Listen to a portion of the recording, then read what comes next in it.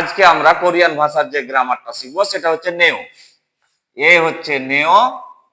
এই নেও গ্রামারটার বাংলা অর্থ মাথায় রাখবো যে নিজের স্বচক্ষে দেখে আশ্চর্য অবাক হওয়া। এটা কার সাথে যুক্ত হবে? এটা দংসা ভার্ব অথবা হেয়ং ইয়ং সা ভার্ব প্লাস অ্যাডজেক্টিভের সাথে যুক্ত হবে। দা বাদ দেওয়ার পরে বাচ্চিন থাকলেও নেও হবে, বাচ্চিন না থাকলেও নেও হবে। এখন আমরা যদি লিখি যে ছিগুম ছোয়ায়ো, এখন কি ঠান্ডা লাগে? চুপ্তা মানে হচ্ছে ঠান্ডা, চুপ্তা থেকে বিয়োগটা গ্রামারের কারণে বিয়োগটা ডিলিট হয়ে ওয়া তৈরি হয়েছে। এখন কি ঠান্ডা? তাইলে যদি বলি যে আমি এখন নিজের স্বচক্ষে দেখে দেখছি যে রুমটাতে আমাকে ঠান্ডা অনুভব করছি, তাইলে বলবো নে চুপ। এখন এখানে বিয়োগটা থাকবে, এখন চুপ নেও।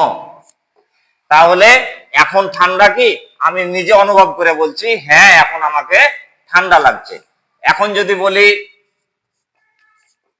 রাজা সিনুন, রাজা সাহেব হাঙ্গুক ওমসিক গুল, ওমসিক গুল ছাম ঝাল মান দু নেও।